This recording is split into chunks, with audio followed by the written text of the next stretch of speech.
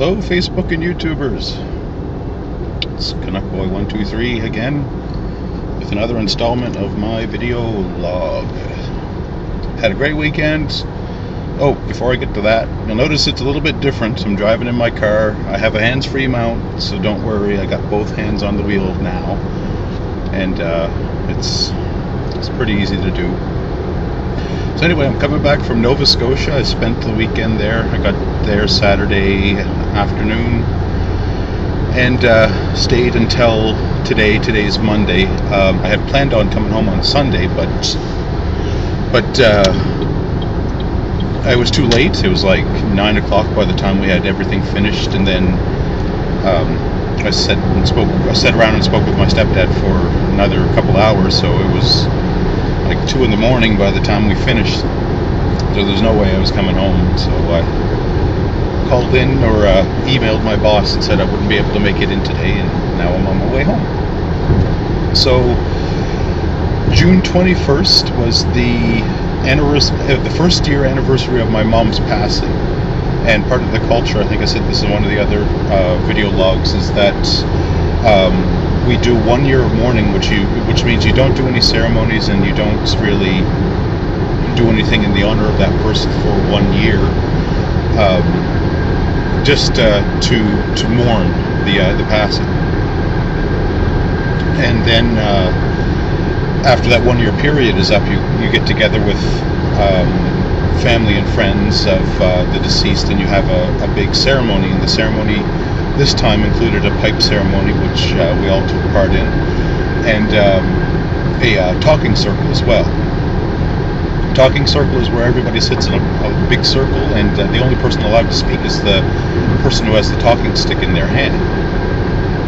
So we did that for a few hours. Everybody had 2 times to speak. It was really emotional, but it was nice to hear stories and hear how everybody was doing. So that was pretty fun.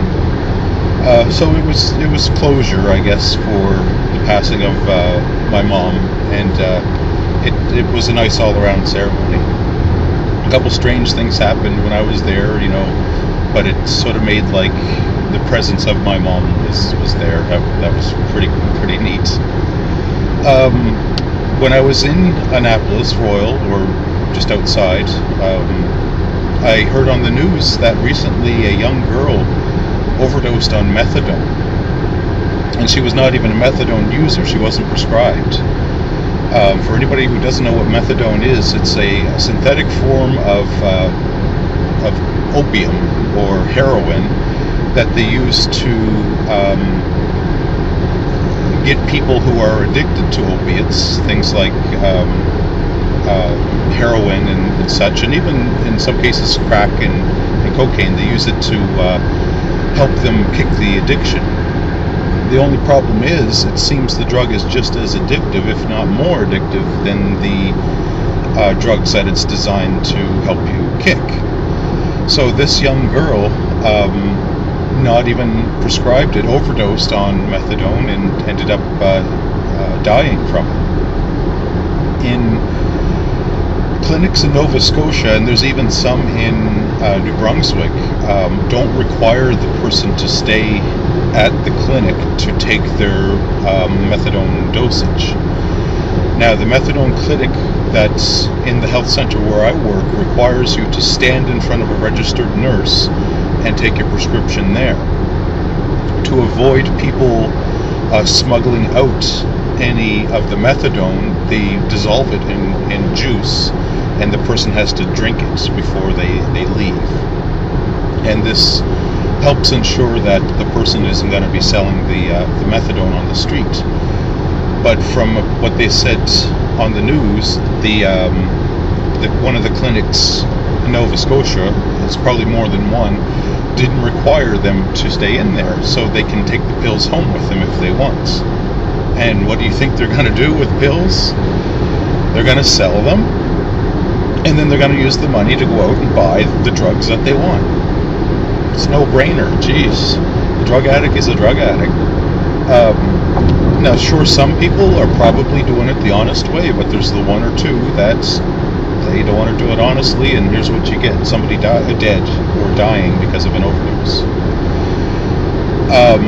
What disturbed me is I heard a comment on the CBC that some people were saying that forcing the patient to stay at the clinic to take the methadone is a type of imprisonment. You're making the patient seem like a prisoner. Now, I've personally seen how the methadone clinic where I work works. The person walks in, they sit in a little waiting room for 5 or 10 minutes. They go up to the window where the nurse is, they're handed their medication, they take it, and then they leave.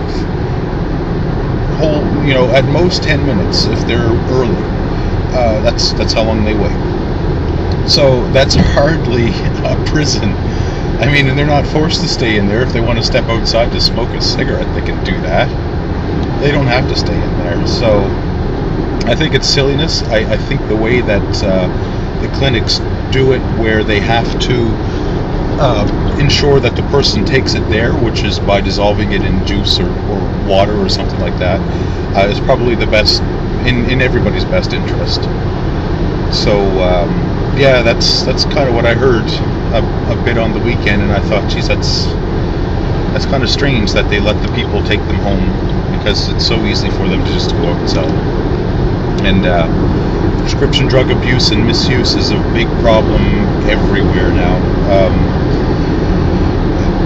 When times get tougher, people are going to try to use anything they can to get high and forget about tough times. So,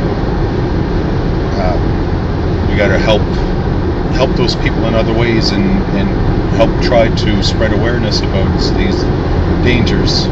This girl is just another one that died now, because I've seen it happen last year too. So it's really unfortunate that had to happen. So a couple hours outside of home right now. I'll be another 2.5, 3 hours on the road, I guess. And then when I get home, I'll upload this and put it on Facebook and YouTube. Same thing that I do all the time. And next weekend, long weekend, woo! So I think I'm going to head home again, or head back old homestead and visit my dad and my stepmom for the weekend, and we can maybe go camping or something like that, because it's going to be Canada Day coming up. Love Canada Day. So I'll probably send another video log next week, maybe the end of this week, depends on how the week goes. So anyway, hope everybody is had a good weekend. So keep your stick on the ice, and we'll talk to you later.